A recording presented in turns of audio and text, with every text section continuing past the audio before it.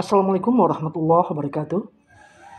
Alhamdulillahi nahmaduhu nasta'inuhu nastaghfiruhu wa na'udzubillahi min syururi anfusina wa yahdillahi fala mudhillalah wa may yudlil fala hadiyalah. Para pendengar yang beriman, jual beli disyariatkan berdasarkan Al-Qur'an. Allah berfirman dalam surah Al-Baqarah ayat 275, Bismillahirrahmanirrahim. Wa akhallallahu al-bai'a wa harramur riba. Padahal Allah telah menghalalkan jual beli dan mengharamkan riba. Berdasarkan sabda Rasulullah SAW, janganlah orang kota menjualkan barang dagangan milik orang desa. Dan Rasulullah bersabda kembali, pihak pembeli dan pihak penjual memiliki hak khiyar atau memilih selama keduanya belum berpisah. Para pendengar, hikmah jual beli adalah disyariatkan jual beli dalam Islam, yaitu mengantarkan manusia kepada pencapaian kebutuhannya tentang sesuatu yang ada di tangan saudaranya tanpa kesulitan dan mudarat. Rukun jual beli, pertama, penjual hendaklah dia pemilik yang sempurna dari barang yang dijual atau orang yang mendapat izin menjualnya dan berakal sehat, bukan orang bodoh. Kedua, pembeli hendaklah dia termasuk kelompok orang-orang diperbolehkan penggunaan hartanya, bukan orang bodoh dan bukan pula anak kecil yang tidak mendapat izin. Yang ketiga, barang yang dijual. Barang yang dijual hendaklah termasuk barang yang dibolehkan, suci, dapat diserah terimakan kepada pembelinya dan kondisinya diberitahukan kepada pembelinya, meski hanya gambarannya saja. Keempat, kalimat transaksi. Kalimat ijab dan qabul. Misalnya, pembeli berkata, jualah barang ini kepadaku. Penjualnya berkata, aku jual barang ini kepadamu. Atau dengan sikap yang mengisyaratkan kalimat transaksi. Misalnya, pembeli berkata, jualah pakaian ini kepadaku. Kemudian penjual memberikan pakaian tersebut kepadanya dengan menganggukkan kepala. Yang kelima, adanya keridhaan di antara kedua belah pihak. Tidak sah jual beli yang dilakukan tanpa ada keridhaan di antara kedua belah pihak. Berdasarkan sabda Rasulullah SAW, innamal bai'u an taradi. Jual beli itu dianggap sah hanyalah dengan berdasarkan keridhaan. Kemudian persyaratan jual beli adalah sah. Masyarakat mensyaratkan adanya suatu sifat di dalam jual beli. Jika sifat yang diisyaratkan itu terpenuhi, maka jual beli dianggap sah. Namun, jika tidak terpenuhi, maka jual beli dianggap tidak sah.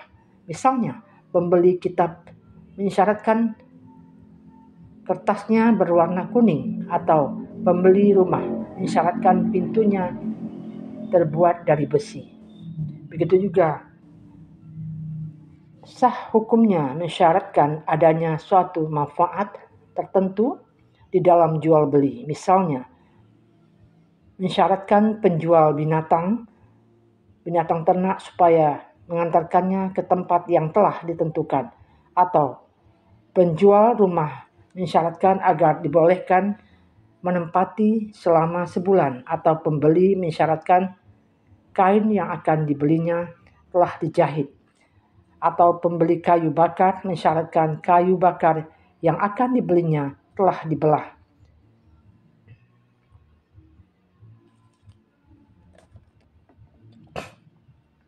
Jabir ketika menjual unta kepada Rasulullah, maka ia mensyaratkan supaya diperbolehkan menaiki unta yang telah dijualnya itu hingga tiba di tempat tujuan.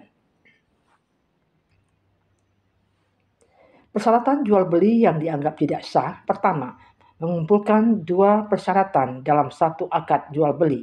Misalnya, pembeli mensyaratkan bahwa kayu bakar yang dibelinya dalam keadaan telah dibelah dan juga mensyaratkan supaya mengantarkannya berdasarkan sabda Rasulullah SAW.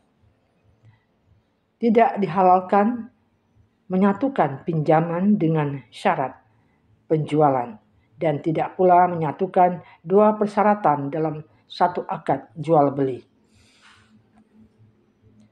Kemudian yang kedua, mensyaratkan sesuatu yang merusak asal hukum jual beli. Seperti penjual binatang ternak mensyaratkan pembeliannya tidak menjualnya kembali atau tidak menjualnya kepada Zaid atau tidak menghadiahkannya kepada Umar, atau penjualnya mensyaratkan kepada pembelinya supaya dipinjami atau dijual kepadanya suatu barang berdasarkan sabda Rasulullah SAW. Tidak dihalalkan menyatakan pinjaman dengan syarat penjualan dan tidak pula menyatukan dua persyaratan dalam satu akad jual beli, serta tidak pula menjual suatu barang yang bukan miliknya. Para pendengar yang budiman, yang ketiga, persyaratan batil yang akadnya dianggap sah namun syarat tersebut dianggap batal. Misalnya, penjual mensyaratkan kepada pembeli agar tidak jual rugi ketika ingin menjual barang tersebut, atau penjual mensyaratkan perwalian budak yang dijualnya kepadanya. Persyaratan dalam kedua contoh di atas dikategorikan batal dan jual belinya dianggap sah. Hal itu berdasarkan sabda Rasulullah Muhammad SAW. Barang siapa yang mengisyaratkan suatu persyaratan yang tidak terdapat di dalam kitab Al-Quran, maka persyaratannya dianggap batal meskipun 100 persyaratan. Kemudian disyariatkan di dalam jual beli dalam beberapa masalah berikut ini. Pertama, selama penjual dan pembeli masih berada di tempat transaksi sebelum keduanya berpisah, maka masing-masing dari keduanya berhak untuk khiyar, untuk memilih antara melanjutkan transaksi jual beli atau membatalkannya. Berdasarkan sabda Rasulullah Muhammad SAW, dua orang yang melakukan jual beli berhak untuk khiyar selama keduanya belum berpisah. Jika keduanya berlaku jujur dan terbuka, maka jual beli keduanya akan diberkahi. Sedangkan jika keduanya menutup-nutupi dan berdusta, maka dihilangkan keberkahan jual beli keduanya. Yang kedua, jika salah satu dari dua orang yang melakukan jual beli mensyaratkannya hingga waktu tertentu untuk khiyar, kemudian keduanya menyetujuinya, maka keduanya berhak untuk khiyar hingga waktu tersebut berakhir, kemudian melanjutkan jual beli berdasarkan sabda Rasulullah SAW. Al-muslimuna ala surutihim. Orang-orang Muslim itu wajib menepati persyaratan yang telah disepakati oleh mereka. Yang ketiga, jika salah satu dari dua orang yang melakukan jual beli menipu yang lainnya dengan tipuan yang sangat keji hingga tipuan itu mencapai sepertiganya atau lebih dengan menjual barang yang berat timbangannya hanya 10 kg, tapi disebutkan 15 kg atau 20 kg, maka pembeli boleh membatalkan jual belinya atau mengambilnya dengan hanya membayar sesuai dengan jumlah timbangan yang diketahui berdasarkan sabda Rasulullah yang ditujukan kepada seorang pembeli yang ditipu karena kelemahan akalnya. Rasulullah bersabda, "Man bayagta waqul la hilabata." Terhadap orang yang mengajakmu bertransaksi, maka katakanlah kepadanya, tidak ada penipuan. Para pendengar, kapan saja terjadi penipuan di dalam jual beli, maka orang yang ditipu berhak mengembalikan barangnya kepada pelakunya dengan mengambil kekurangannya atau membatalkan jual belinya. Yang keempat, jika penjual merahasiakan suatu cacat pada barang yang dijual dengan memperlihatkan barang yang baik serta menyembunyikan barang yang jelek, atau menampakkan barang yang masih utuh dan menyembunyikan barang yang sudah rusak, atau mengumpulkan air susu kambing pada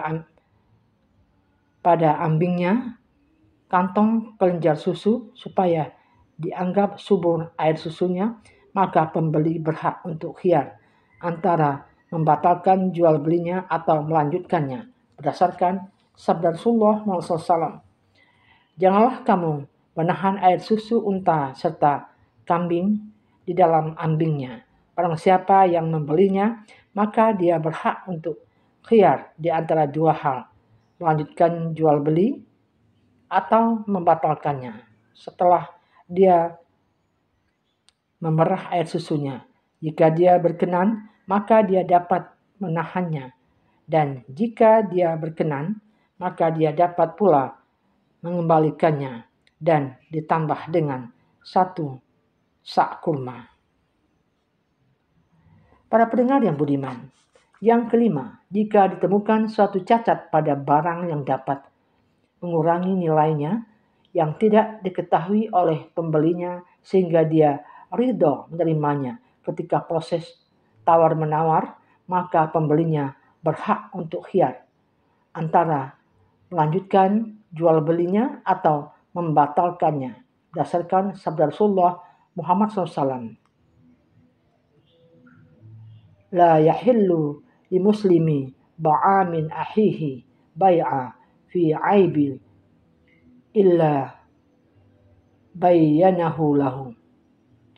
Tidak dihalalkan bagi seorang muslim menjual suatu barang kepada saudaranya yang di dalamnya mengandung cacat, kecuali setelah ia menjelaskannya kepadanya. Dan Rasulullah bersabda, "Man ghassana falaisa minna." Orang siapa yang menipu kami, maka ia bukan termasuk golongan kami. Yang keenam, jika penjual dan pembeli berselisih dalam harga atau sifat barang dagangan, maka masing-masing dari keduanya hendaklah bersumpah, kemudian keduanya berhak untuk khiyar antara melanjutkan jual belinya ataupun membatalkannya. Hal tersebut berdasarkan keterangan dalam sebuah riwayat Rasulullah SAW bersabda, jika penjual dan pembeli berselisih sedangkan barangnya ada serta tidak ditemukan bukti bagi salah satu dari keduanya, hendaklah keduanya bersumpah. Demikianlah, semoga bermanfaat. Billahi taufiq wa hidayah. Assalamualaikum warahmatullahi wabarakatuh.